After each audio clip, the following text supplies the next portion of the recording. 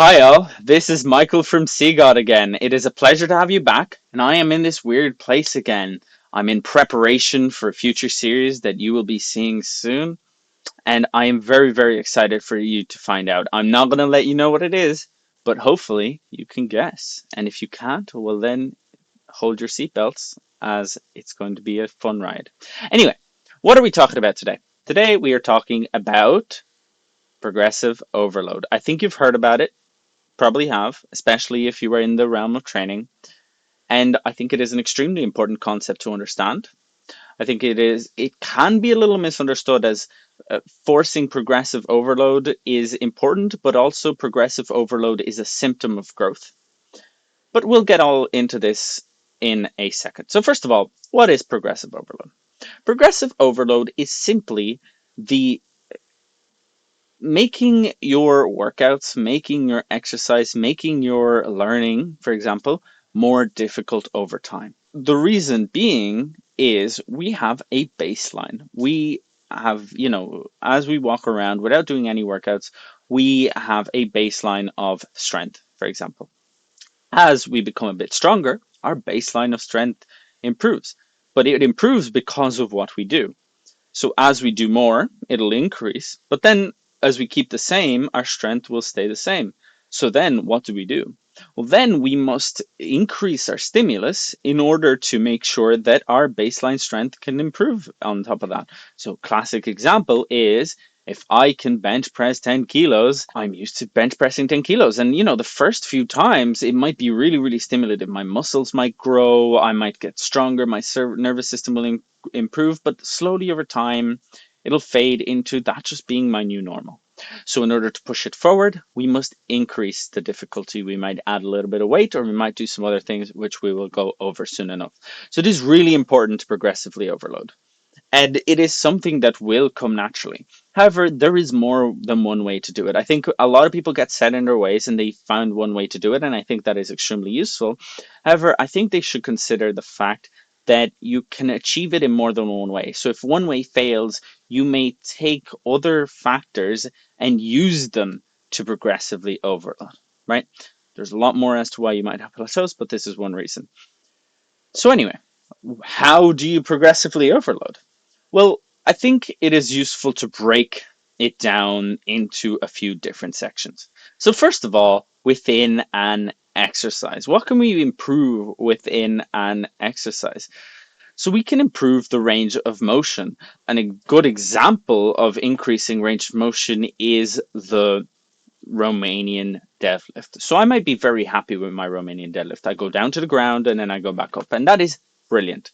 But then let's say I stand on a platform. Then that means I need to go a little further down, which does make it just that little bit harder. And if I increase the depth over time, I am actually progressively overloading. Even if I keep the sets the same, the reps the same, everything else the same, I am progressively overloading because it is more difficult because I am increasing my range of motion. In general, if you're training for hypertrophy, you don't want to train in a range where your load is drastically reduced. However, if you slowly push that range, you can actually massively increase the range in which you can use a very large load.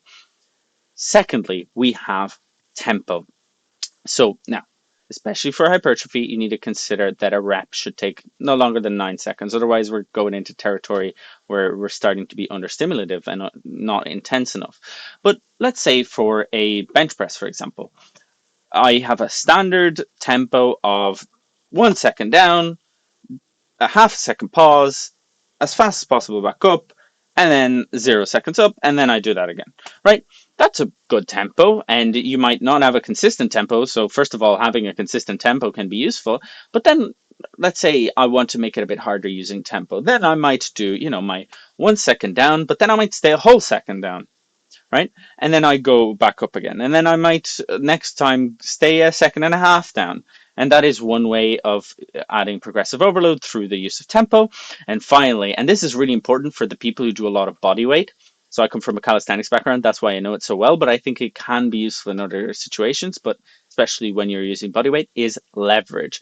So the classic example could be something like a front lever, where I start with a tuck front lever and then I slowly extend my legs out. I do stuff like a straddle and then I bring my legs together. And that may be a way of progressively overloading, as that it all it is.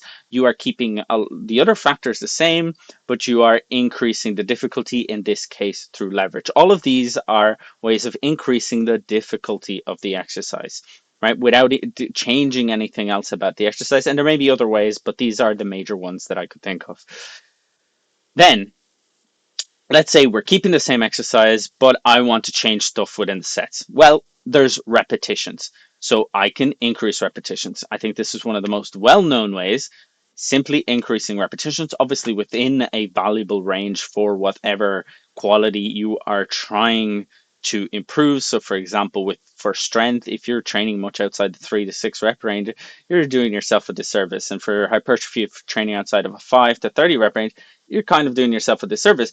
But if increasing your reps over time is absolutely a form of progressive overload, then we have weight. So, simply add a kilo, add 2 kilos, whatever you floats your boat. However, I would recommend adding the minimum possible and trying to keep that going for as long as possible. So another one that can be achieved through combination of other factors, but may be treated as the goal, is proximity to failure. So I may decide that this week I want to be 4 reps in reserve, and next week I want to be 3 reps in reserve, and so on. But I may achieve that through increasing my repetitions or increasing my weight or even changing my exercise. But I would generally not recommend that. I would say either increasing my repetitions or my weight. Then outside of the set, we have the number of sets. Absolutely, you can use that as a form of progressive overload. I might start off with 2 sets and then I might increase it to 3 or 4 or 5 over the course of a mesocycle. And how is that useful? Well, if I can do 2 sets of 5 and then I can do 3 sets of 5, well, I definitely did more and it was definitely harder and definitely something improved. So I absolutely consider it progressive overload. And finally, the one I'm going to look at is frequency. So in one mesocycle, I may train once a week. So I may train my quads once a week, let's say. And then in the next mesocycle within that block, I might do 2 times a week and then 3 times a week. And that is absolutely making it more difficult over a longer time horizon. But if you are going through a plateau, you need to find progressive overload wherever you can. And this is a very, very useful method, which is changing frequency. Okay, so I quickly ran through it. You can use all of these factors for improving your progressive overload and improving your workout and trying to get out of plateaus and that.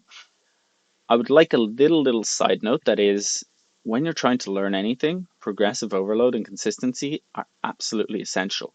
All this is your body learning new things and your body learning new standards. So if you're trying to learn a language, be consistent, try to do it every day if possible, and then slowly make it a little harder. So slowly read a harder text or slowly learn harder words or whatever it may be. But that's it. I hope you learned something. I hope this can help you maybe, when selecting a program, when building a program, or to get over a plateau, or just to learn in general. Subscribe to become the most performant you, and I will see you next time.